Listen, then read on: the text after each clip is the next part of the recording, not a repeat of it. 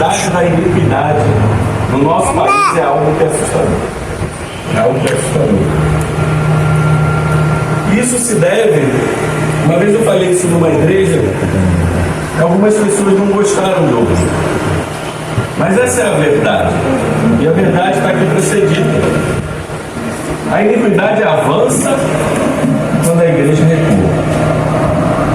Quando a igreja está se tornando uma igreja fraca, a iniquidade avança. Porque onde existe uma igreja forte, a iniquidade não consegue avançar. Porque o poder de Deus é o poder de Deus. E a gente sabe que o poder de Deus é o Evangelho de Jesus Cristo. E para isso, nós precisamos entender que a nossa igreja precisa se reforçar. Precisa entender que não cabe mais momento para esses evangelhos fracos. Como dizia Paulo, os falsos evangelhos, evangelhos da prosperidade, evangelhos da barganha, porque é um tempo muito difícil, em que a iniquidade avança a passos largos, e ela está entrando nas nossas igrejas. É por isso que a gente aqui na Igreja Fiel dá tanta prioridade à palavra verdadeira, ao santo evangelho, a falar a verdade, apesar das nossas fraquezas, porque a gente quer um mundo melhor. Mas nós não queremos um mundo melhor mudado pelos homens, mas mudado por Deus. E é isso que nós precisamos entender.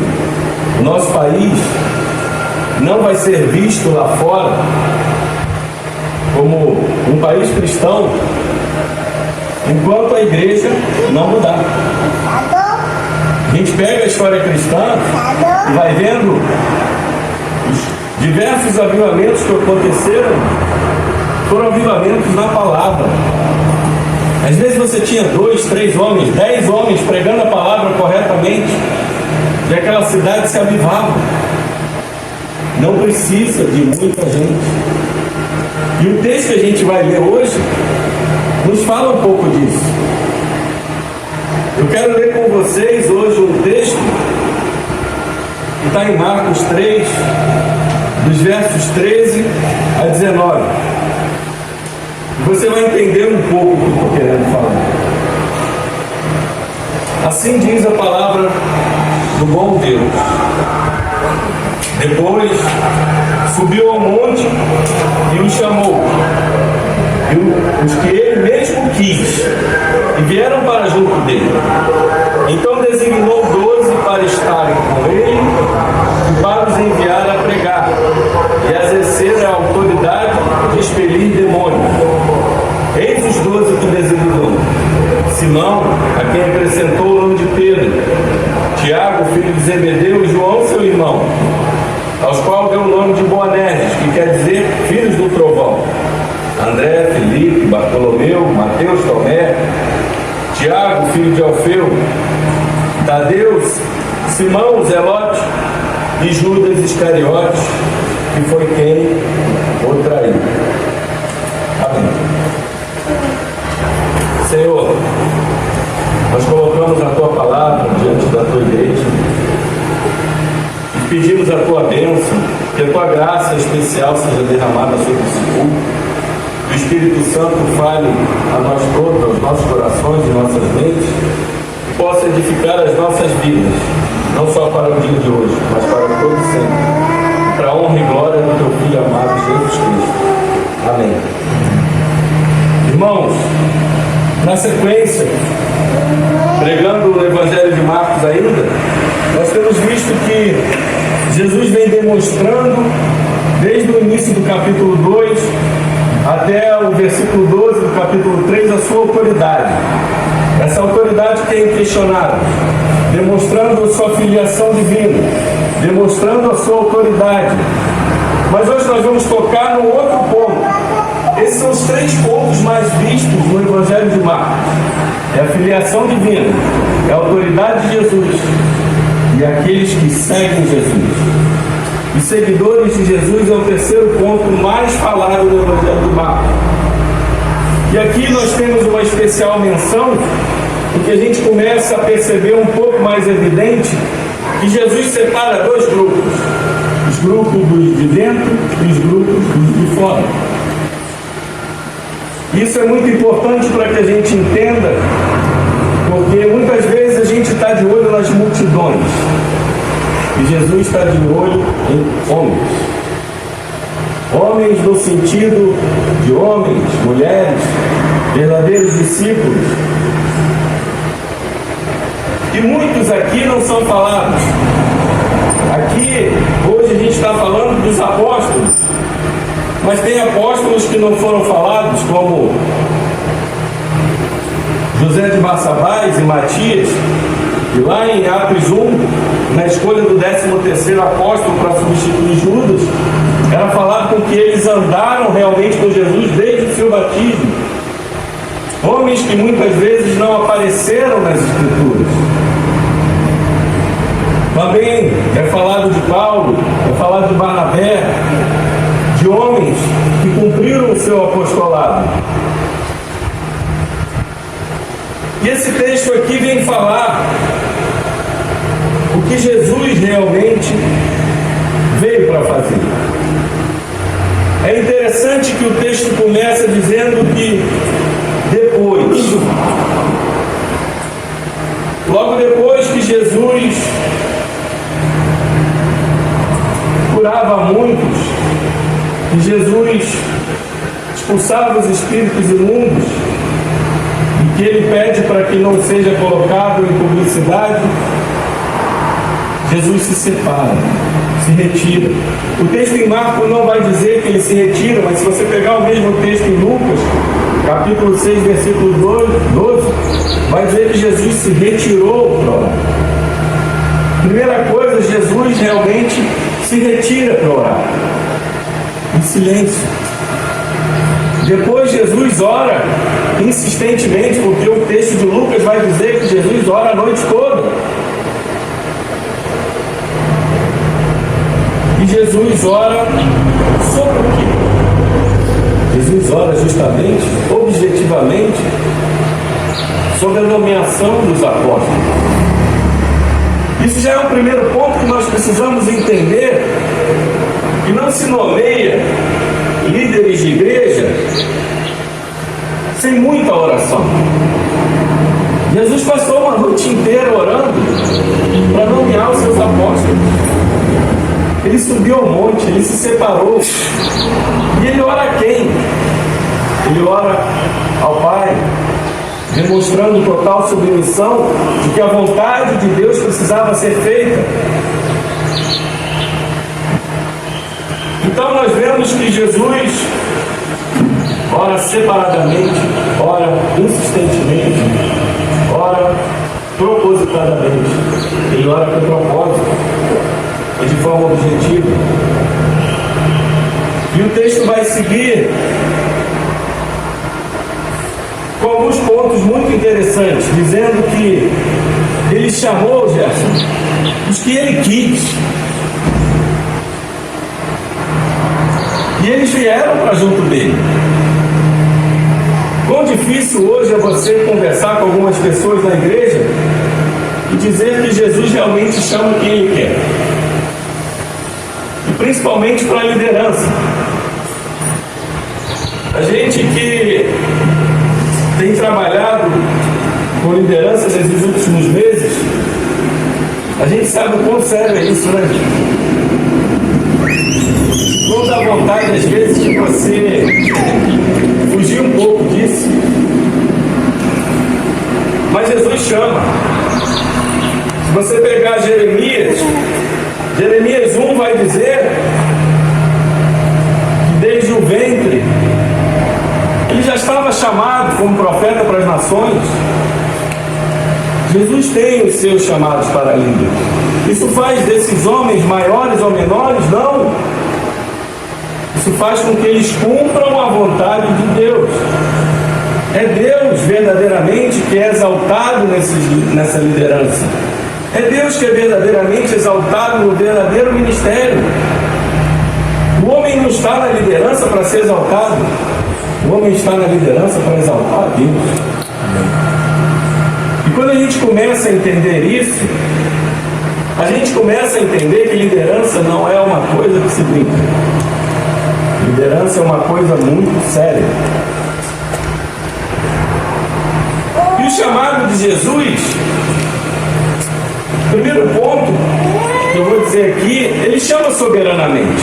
Ele chama quem ele quer. Ele pode pegar um assassino para ser um grande escritor de salmos? Sim.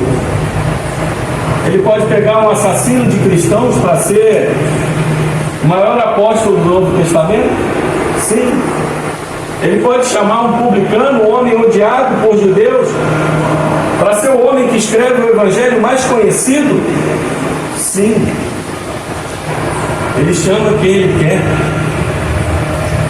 Isso nos mostra que a soberania de Deus é algo tão importante no nosso entendimento, que muitas vezes a gente olha para as pessoas e fala assim: ah, isso aí não tem jeito, ah, isso aí não presta, esse já tentaram mudar ele e não vai mudar.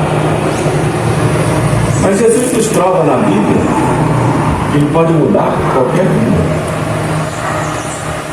E esse é um outro ponto que muitas vezes a gente não entende, que aquele que se acha o maior pecador, como Paulo se achava, pode ser o maior homem do Novo Testamento. O interessante é que Jesus chama soberanamente, mas ele também chama eficazmente, que todos vieram para junto dele. Ninguém disse não. Quando a gente pega os pescadores, ele chama, o texto vai dizer que imediatamente eles seguiram Jesus. Tiago e João parecem ser ricos. Eles tinham empregados, eles tinham barcos, eles tinham uma empresa, mas eles largam tudo. Na nossa cultura hoje, largar a família não é muita coisa. Mas a identidade do povo do Antigo Oriente Próximo, principalmente a identidade judaica, a família era tudo.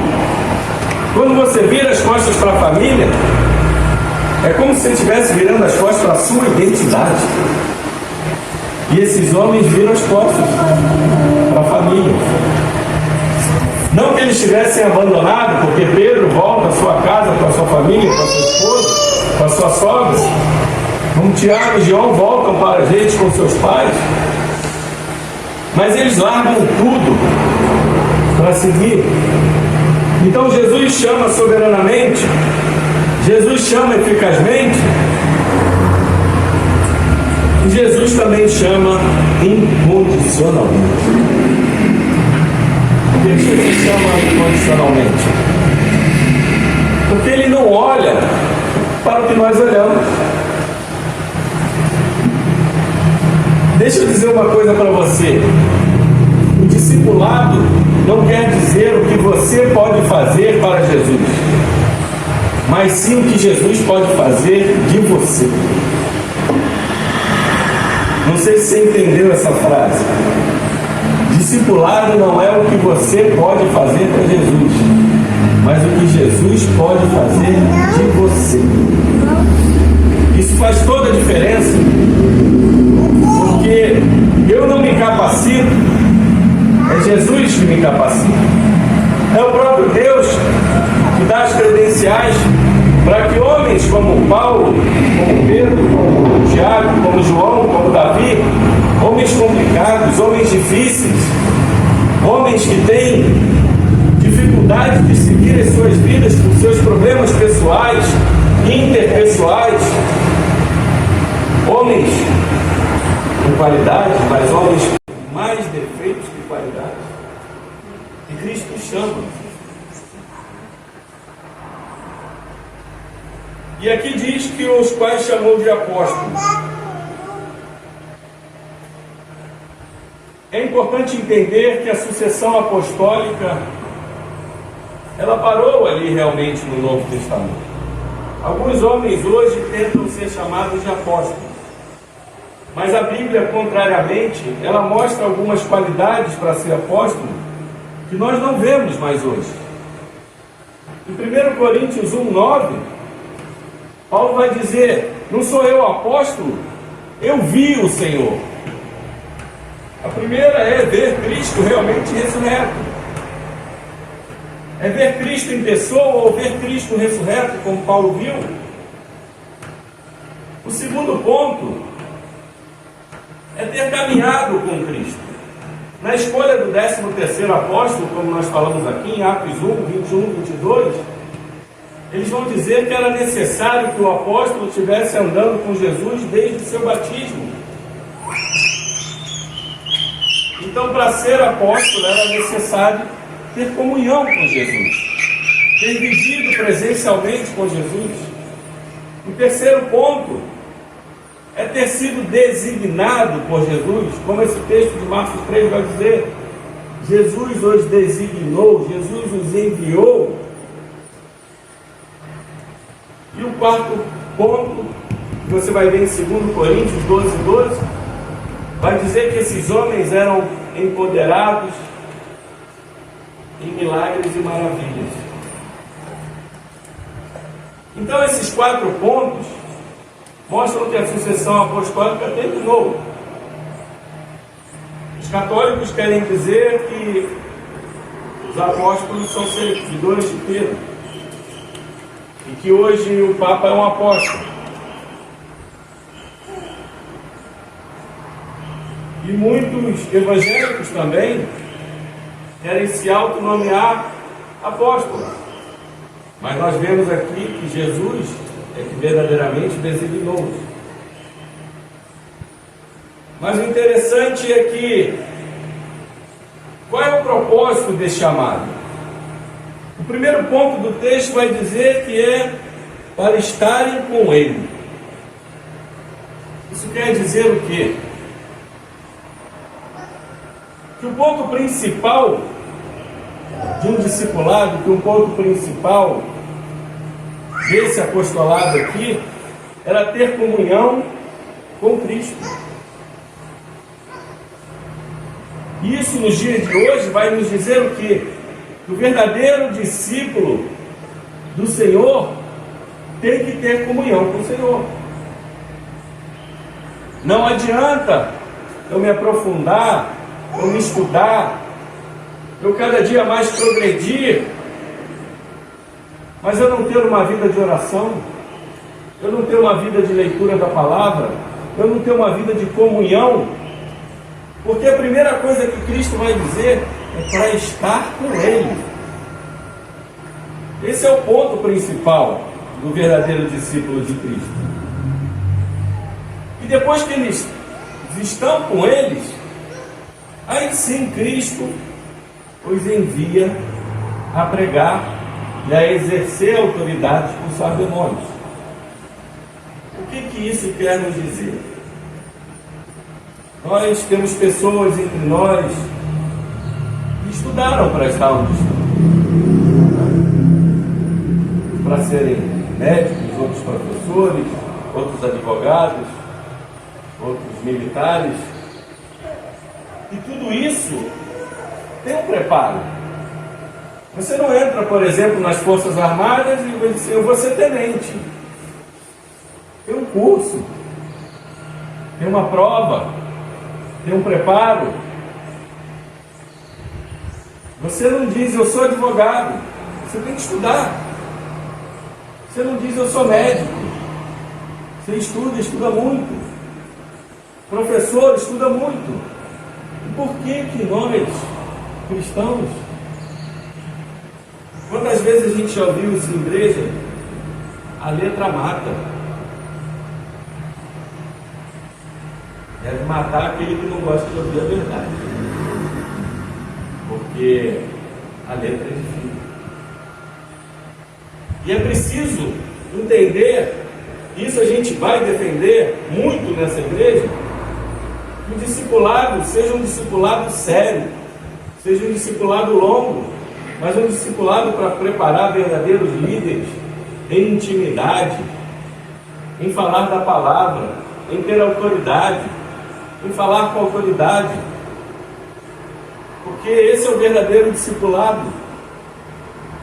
Não se pode entrar, eu me converti, eu quero fazer missão, eu vou lá para a África. Você vai fazer o quê? Você conhece o Evangelho? Você tem intimidade de oração com Cristo? Você foi discipulado? Paulo, quando chegava nas cidades, o Novo Testamento vai dizer que ele preparava líderes. E o que Paulo fazia?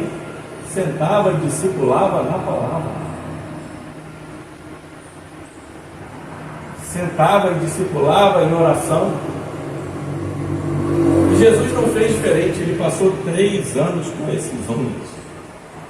3 anos com esses homens, discipulando eles, para que eles pudessem ser enviados. Essa é a grande prova de que, eu me converti, eu vou trabalhar para o Senhor.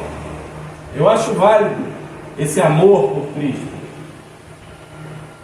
Mas procure o seu líder, procure e diga: eu quero ser discipulado para honrar e exaltar o nome do Senhor com o verdadeiro Evangelho.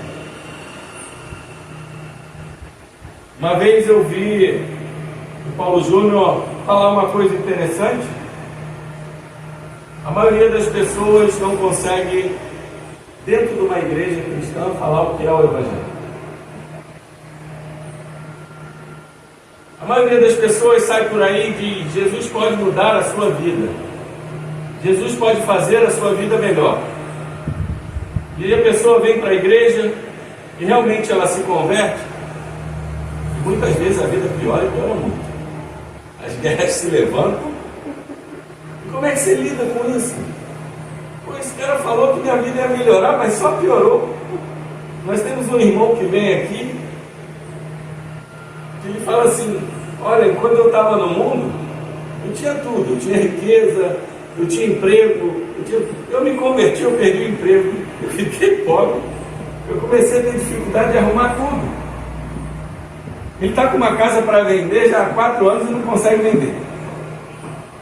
Já baixou o preço máximo, o corretor falou assim: não dá mais para baixar, aguenta.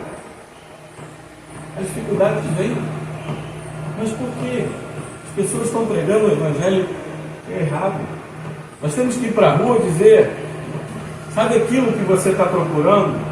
Aquele preenchimento, aquele vazio, aquilo que faz você se apegar num carro novo, numa roupa nova, numa viagem, num carnaval, e depois te gera tristeza.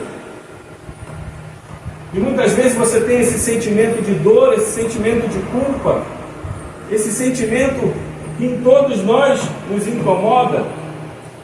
Mas eu tenho uma esperança para você, porque o Deus verdadeiro desceu do céu em sua glória e se fez um humilde servo para morrer na cruz por mim e por você, pelos meus erros, pelos teus erros, pelos nossos pecados, para que nós pudéssemos ter paz e um dia desfrutar do melhor na presença de Deus. Isso muda totalmente a vida de uma pessoa. Eu não sei o que Deus pode fazer da sua vida, mas eu sei o que a presença de Deus pode fazer na sua vida. Isso faz toda a diferença. Quando a gente passa a viver em comunhão com Deus, a gente sabe o que é verdadeiramente o Evangelho de Jesus Cristo. E nós precisamos ver coisas muito interessantes ainda nesse texto, porque Jesus escolhe 12 homens totalmente diferentes. Inclusive, se nós formos atentar para o texto, ele escolhe um homem que servia ao Império Romano e escolhe um homem que era um revolucionário que lutava contra o Império Romano. E ele une esses homens no mesmo grupo. Jesus pega homens vários homens de difícil personalidade, homens que talvez não tivessem nem a intenção de seguir Jesus, mas ele consegue chamar e consegue fazer com que esses homens realmente pudessem vir. E o interessante é que no grego, a tradução, quando ele fala ele escolheu 12, mas a tradução verdadeira é ele fez 12, no sentido de fazer, de criar, porque aqueles homens na verdade não eram nada.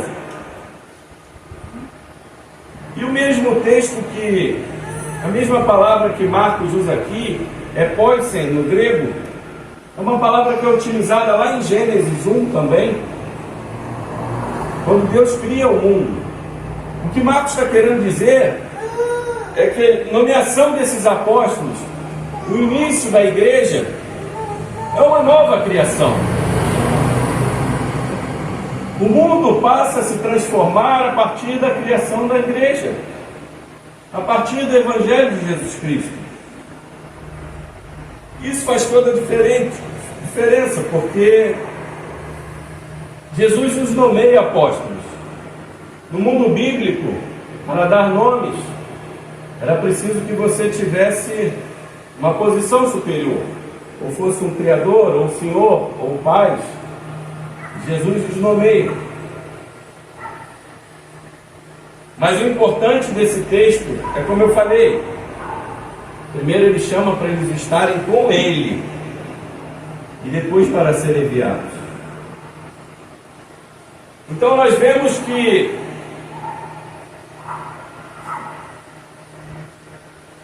o discipulado, ele envolve algo relacional, porque você tem relação com Cristo. É algo verbal, porque você tem que falar da mensagem de Cristo. E comportamental, Marcos, porque você tem que se opor ao mal. Não adianta ficar, como Jesus falou, inerte. A lei de ouro dizia que não faça aos outros o que você não quer que façam a você. Todas as religiões pensam assim. Jesus inverte isso em Mateus 7,12 e diz: façam aos outros o que você quer que façam a você. Ele te tira de uma inércia passiva para um serviço ativo. O Evangelho é se opor ao mal. O Evangelho não é ficar sentado. O Evangelho é ter comunhão com Cristo, é falar de sua mensagem e se opor ao mal. Esses homens, 12 homens, mudaram o mundo bíblico naquela época, porque eles tinham um relacionamento com Cristo. Eles falavam do que ouviam e viram. Eles não falavam o que eles sentiam, eles falavam do que eles ouviram e do que eles viram. E eles se opunham ao mal, expulsando demônios com autoridade, curando enfermos. Porque ser cristão é ter serviço ativo e não deixar de fazer o mal, mas praticar o bem.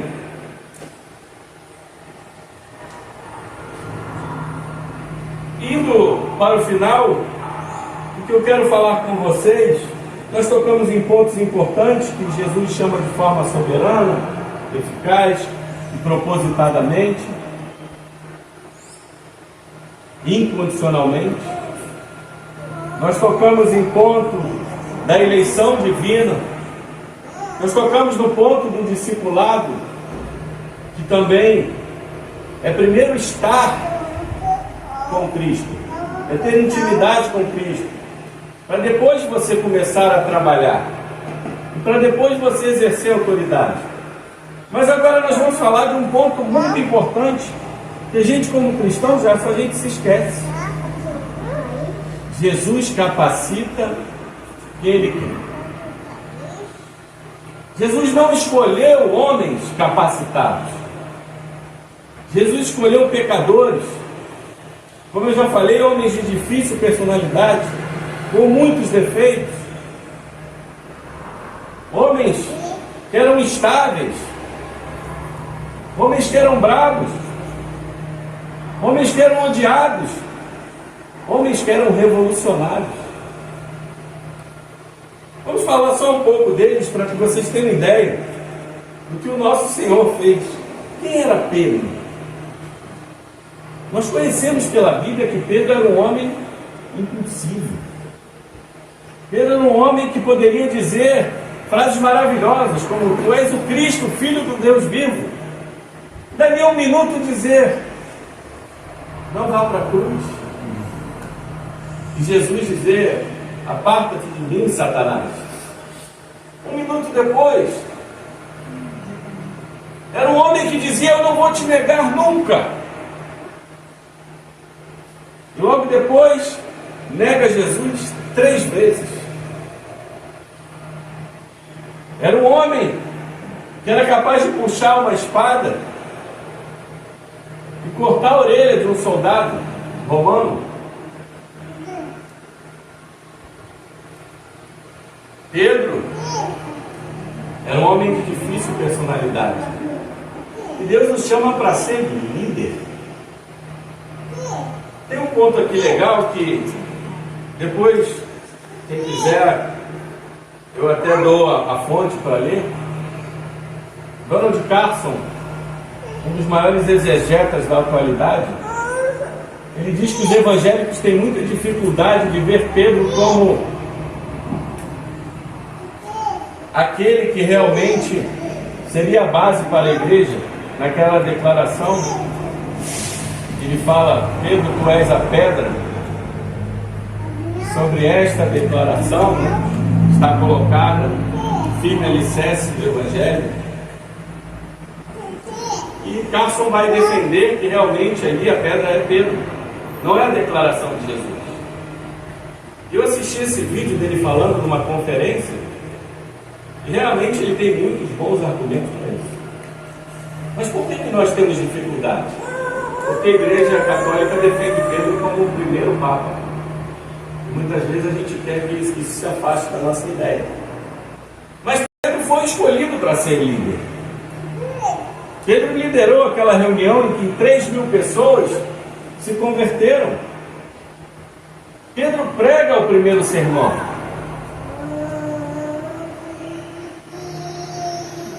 E o mesmo Pedro é aquele que era o mais instável de todos eles. Mas Jesus muda esse homem. O que dizer também de Tiago e João, filhos do trovão, Boanerges. Quando vamos ler em Lucas 9:54, em que Jesus está caminhando, ele diz assim: Senhor, quer que mande descer fogo dos céus para esses samaritanos? Eles estavam desejando a morte de pessoas. E Jesus diz: eu não vim para isso. Você não sabe de que espírito eu sou. Mas ele consegue transformar um filho do trovão no apóstolo do amor. A mesma coisa que ele consegue transformar o mais instável no líder.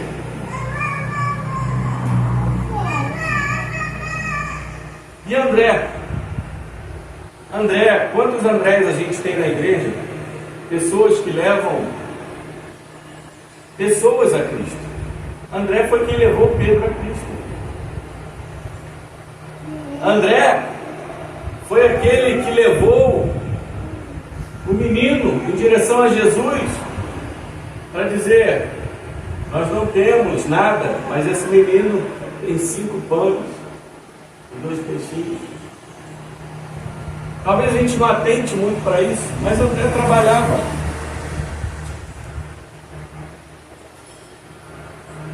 E quando vamos falar de Filipe, que era aquele homem que, quando Jesus faz todo aquele sermão, tudo aquilo, no final ele pergunta, ele só fala uma frase assim para terminar, fala: Senhor, nós cremos, mas nos mostra o Pai. E Jesus fala: andas há 3 anos comigo e não sabe que eu e o Pai somos um. O mesmo Filipe é aquele que, quando Jesus fala onde compraremos pães, já sabendo a intenção do coração de Filipe, Filipe fala assim: Senhor, isso aqui daria mais de 200 denários. O caixa está vazio, nós não temos caixa. Era um homem que pensava racionalmente, que não pensava que Jesus poderia fazer milagres. Era um homem cético, um homem que queria ver também o Pai.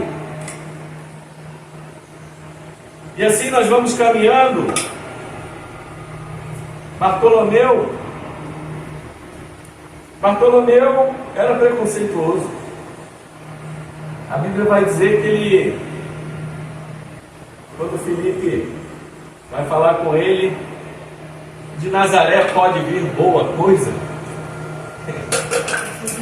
Ele, além de ser ali um xenófobo, né? Ele realmente está duvidando da capacidade de quem vem de Nazaré, de quem estudava em Nazaré. Um homem que tinha o racismo implantado no seu coração. Mateus, como eu já falei aqui, ele transforma um homem odiado, um publicano. Era um homem que, se ele entrasse na sua casa ficaria contaminada. Era um homem odiado, um homem que trabalhava para o Império Romano. Ele transforma no homem que tem o evangelho mais conhecido na face da terra. Tomé era aquele que também foi cético quando seus irmãos apóstolos falaram: Tomé, nós vimos o Senhor ressurreto. Ele disse: se eu não ver as mãos e os pés,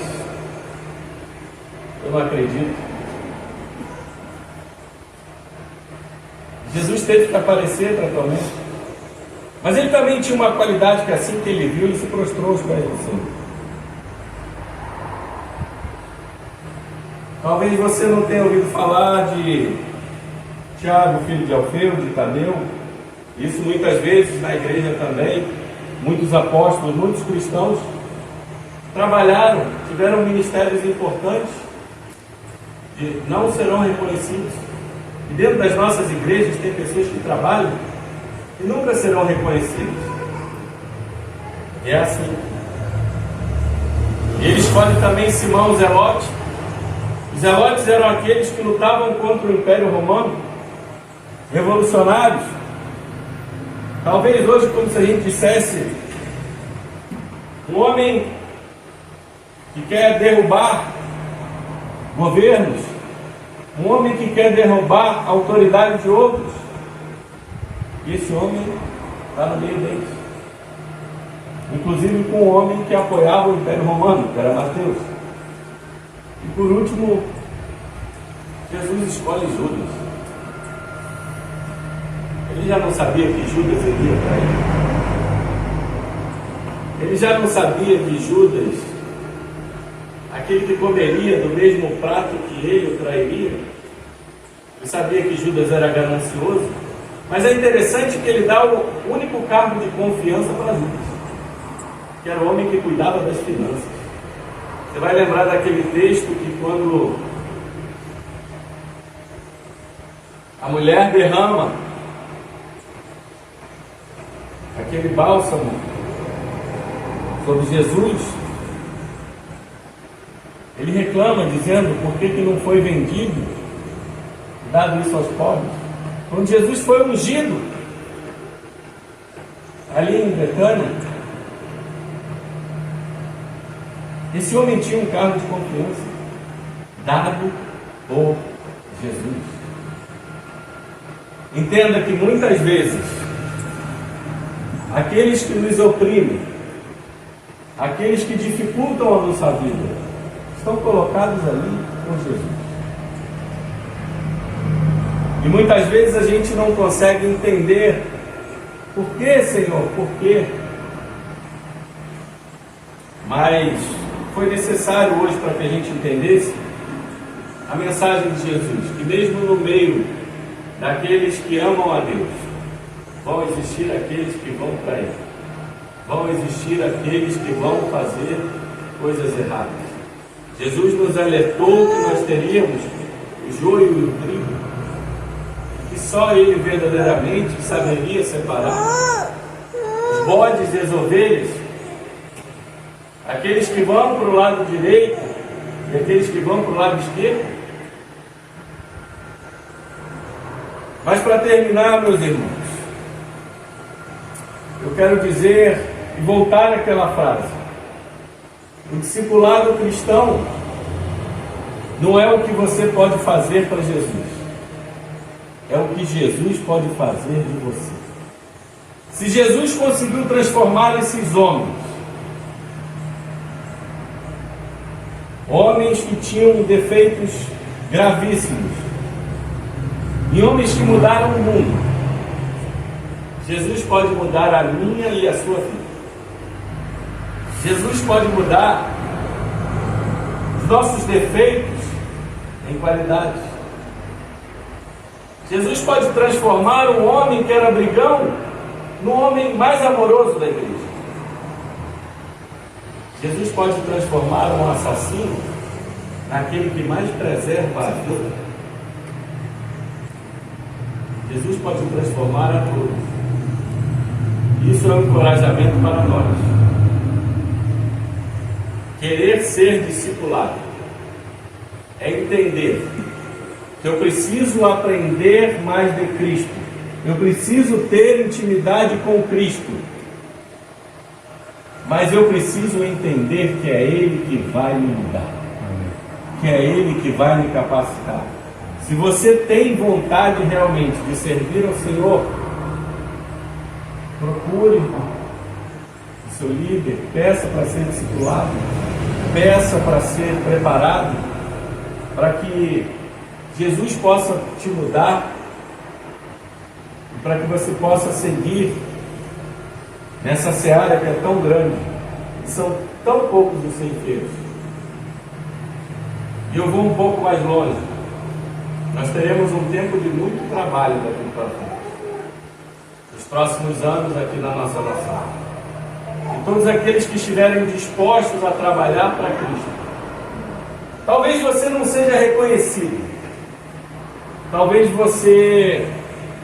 os homens jamais reconheçam o teu trabalho, até próprio dentro da igreja, mas no céu o seu trabalho estará sendo reconhecido. Homens como André, homens como Tiago, homens como Tadeu, homens que não são citados nem na Bíblia pelo que fizeram, mas têm o seu lugar no céu, amados por Deus. E é isso que nós precisamos entender. Nós fomos escolhidos por Deus, nós somos amados por Deus. Nós só precisamos ser discipulados para servir a Deus e entender que é Ele que fará toda a obra da igreja. Entenda que discipulado não é só fazer a obra para Deus. Discipulado é estar com Deus na obra. É justamente o que Jesus fala. Primeiro é estar comigo, para depois ser enviado. E tenho certeza que você, bem discipulado, com seu coração aberto, você há de fazer coisas maiores, assim como Jesus também disse. Muitas vezes não reconhecidas, mas o que mais importa, reconhecida por aquele que nos chamou, aquele que nos trouxe para perto, aquele que nos salvou, e que está dos nossos lados até a consumação dos séculos, e que diz que nos ama com amor eterno. Esse é o nosso Senhor, que escolhe discípulos não por suas qualidades, mas pelo que Ele vai fazer. Creia no seu chamado, creia no seu ministério, creia no seu serviço, não por seus méritos, mas por aquele que nos capacita, o Senhor Jesus Cristo. Amém? Deus seja louvado. Vamos orar. Senhor, muito obrigado pela tua santa palavra. Muito obrigado primeiro por quem tu és. E nós sabemos que essa comunhão que precisamos de ti é estar verdadeiramente contigo, o Deus da criação, o Deus da redenção, o Deus da nossa salvação, o Deus que nos discipula. Queremos mais intimidade contigo em oração, na palavra, para estarmos preparados para te servir e se opor ao mal que cresce nesse mundo. Obrigado por nos escolher para a salvação. Obrigado por nos escolher para o discipulado. Nós sabemos que o Senhor já designou cada um para um serviço.